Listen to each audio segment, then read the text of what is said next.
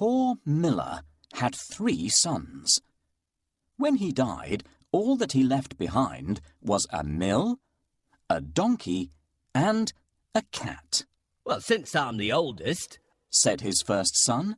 "I'll take the mill." The second son quickly added, "And I'm next. I'll take the donkey." They looked at their younger brother, Marquis. "How lucky you are! You shall have the cat," the brothers said, and laughed out aloud. The poor fellow shook his head as his brothers left. It was not fair at all. "My brothers can make a fine living with a mill and a donkey, but what about me? I'm stuck with Puss," said Marquis, wringing his hands in despair. Puss had been listening. He stretched and yawned loudly.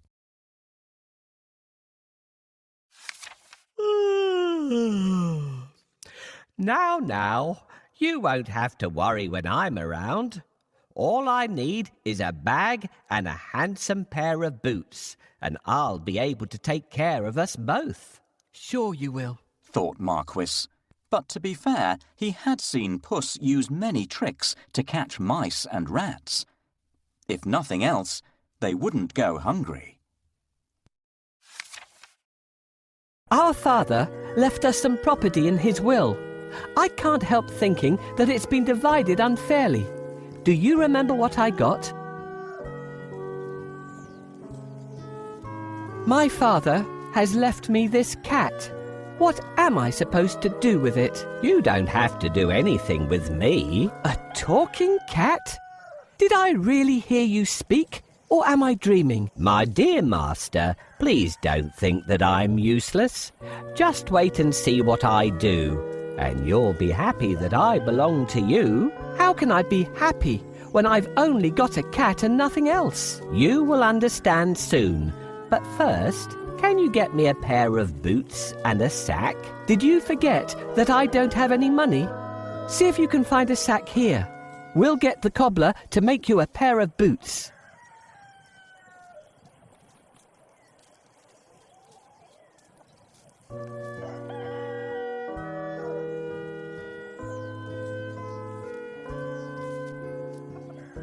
This is not a sack either.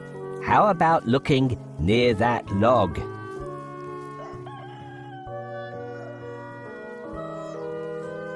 Thank you. That's exactly what I need. Now that we have the sack, let's go and get a pair of boots from the cobbler. Found a sack? You're a smart fellow. Come, we'll go and see the cobbler. I'll pay him for the boots later.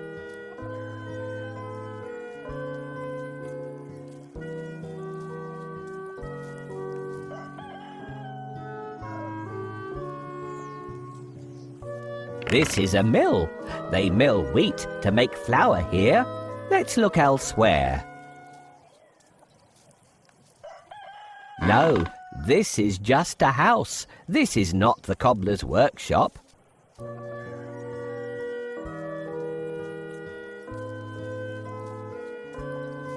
Yes, this is the cobbler's workshop.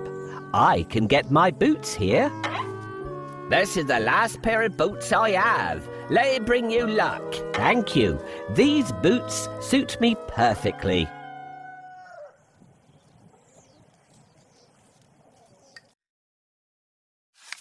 Soon the cat was given his own pair of boots and the new bag that he had asked for. The boots fitted him perfectly, and he looked very smart. Puss packed a juicy cabbage and some bran in the bag, and slung it around his neck. He polished his whiskers and set out. Puss headed straight to a spot where there were plenty of rabbits. He had a great plan in mind. Puss opened the bag wide and hid behind a tree. Soon a rabbit came hopping by. He saw the cabbage and leapt straight into the bag. Whoosh! As quick as the wind, Puss grabbed the bag and tied it closed with a piece of string. With the rabbit in his bag, Puss walked straight over to the king's palace. He bowed low and presented him with the rabbit. Your Majesty, said Puss in Boots in a royal voice. this humble gift comes from my master, Lord Marquis of Carabas.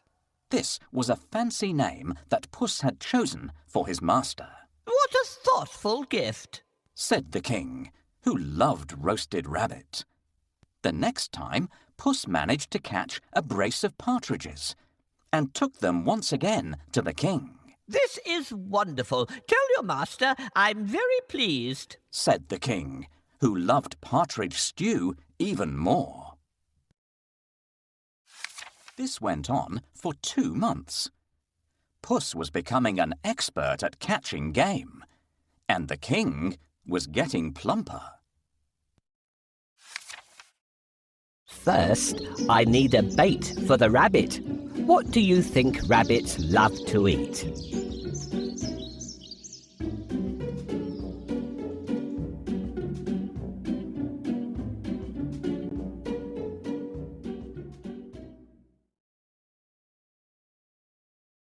This is exactly what we need. No rabbit can resist the smell of a fresh cabbage. Get ready. When the rabbit comes closer, catch it. Got you. Thanks for your help.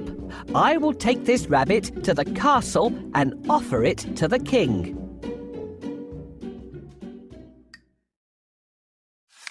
Puss knew a lot of things. He was such a clever cat. For instance, he knew just when and where the king would be out riding in his carriage with his daughter. I think that the Marquis and I should go out for a walk today, thought Puss one sunny Saturday. Puss took Marquis down to the riverside and spoke to his master. Today could be your lucky day. If things go to plan, you'll make a fortune, said Puss. Clip, clop, cling, clang. Puss heard the sound of a carriage approaching. They both looked into the distance. It was the king's carriage. What should I do? Marquis asked, ready to obey. He had grown happier with the food Puss brought in every day. Go and bathe in the river. I'll take care of everything else, said Puss. Is that all? cried Marquis. He pulled off his clothes and jumped into the river at once. Splash! Quickly, Puss hid his master's clothes behind a rock. Help! My master is drowning! Somebody save him! Puss wailed. He was trembling from head to foot. The king recognized Puss at once. He remembered all the lovely meals he had enjoyed thanks to the cat. The king jumped out of his carriage. Go and save him, quickly, the king said to his servants. Puss said to the king, Your Majesty, some nasty thieves have stolen my master's clothes. Is that so? Don't worry. I'll find a suit for him, said the king. He ordered one of his servants to fetch some fine clothes. Soon Marquis was pulled out of the water, and the king's servant handed over a handsome suit for him to wear. As soon as Marquis put on those clothes, he looked just like a prince. He stood tall and handsome, and smiled shyly at the princess. Surprise, surprise, the princess fell head over heels in love with Marquis. Master, I have a great idea. All you need to do is go and bathe in the river. I will take care of the rest. Well, all right. That's easy. While he's bathing, I need to hide his clothes. Can you think of a good place to hide them?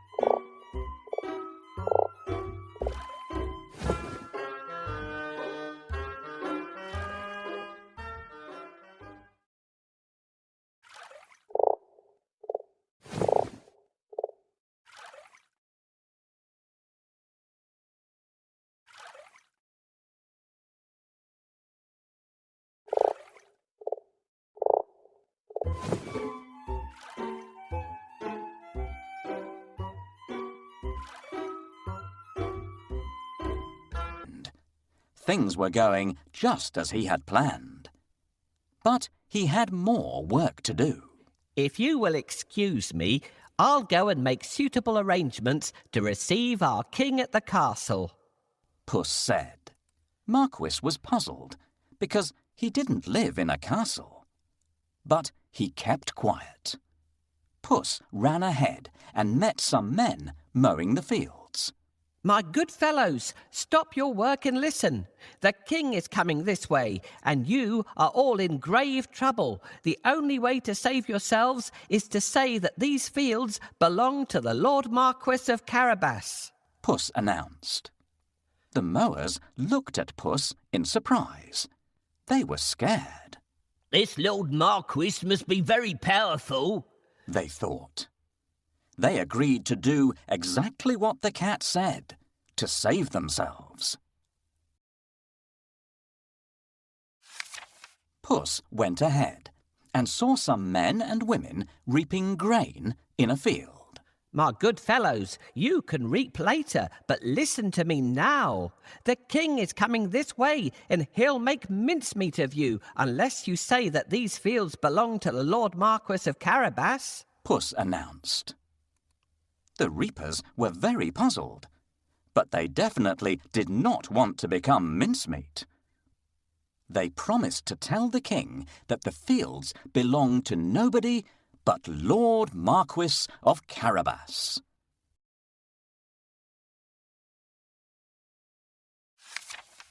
Puss went ahead and warned everybody to tell the king that the land belonged to Lord Marquis. The people thought that it wouldn't be right to mess with Lord Marquis. They decided to do exactly what the cat asked. But Puss had still more work to do. Huff, puff. He ran all the way until he reached a huge castle. Can you guess whose castle it was? Yes, the castle and all the lands belonged to a fierce and powerful ogre. But Puss was not scared of the ogre. He knocked at the castle door. Blim, blam. 2 guards opened the door. I'd like to pay my respects to your mighty master, said Puss.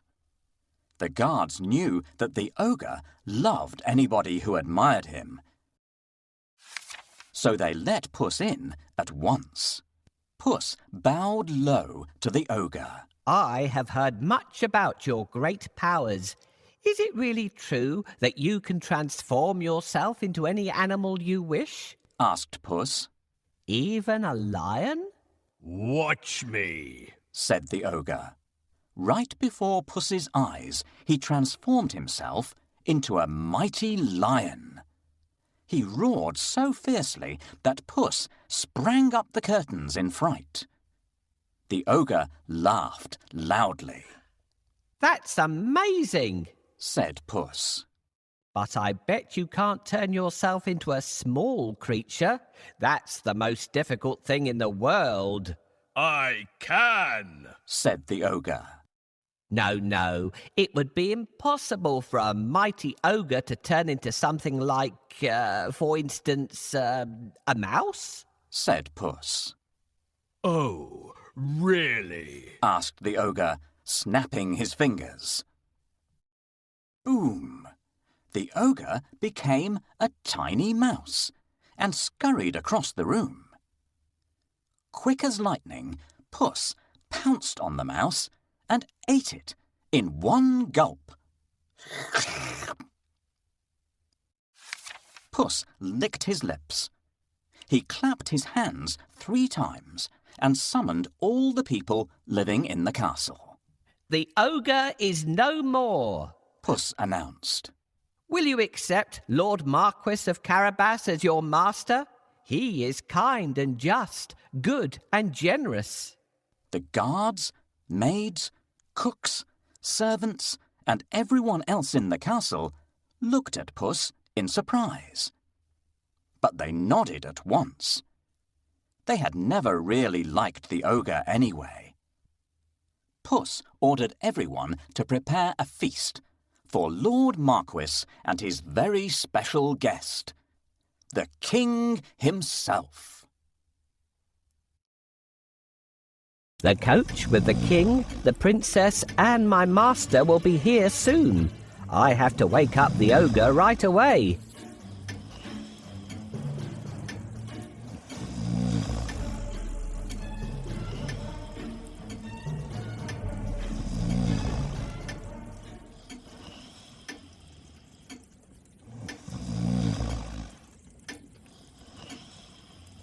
I don't think we would wake him up this way. Let's try something else. I don't think we would wake him up this way.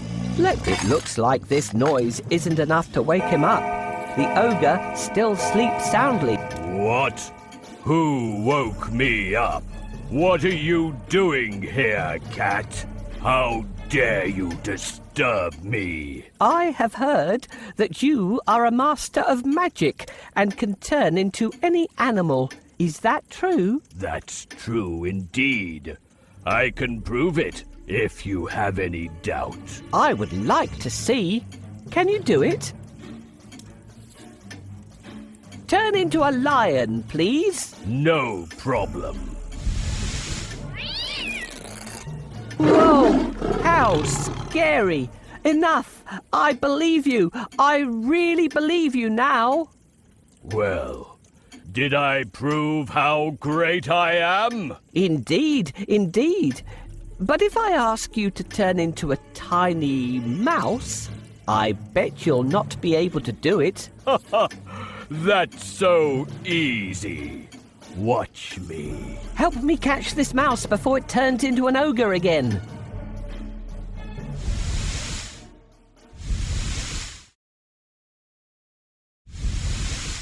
You're so zippy, but I'm fast. Hooray! Now my master owns this castle. I'm smart and handsome. I'm the one and only Puss in Boots.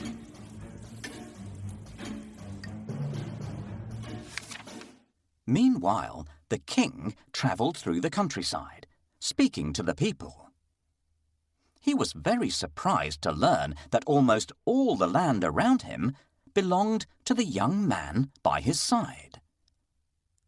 When the king's coach finally reached the castle, Puss ran out to welcome them. Welcome to our humble abode, Puss said to the king. The king gulped. The castle was bigger and even more stunning than his own. Puss led them straight to the huge dining hall. The table groaned with the weight of roast chicken, rabbit stew, mince pies, smoked duck, and hundreds of other dishes. The king was in 7th heaven.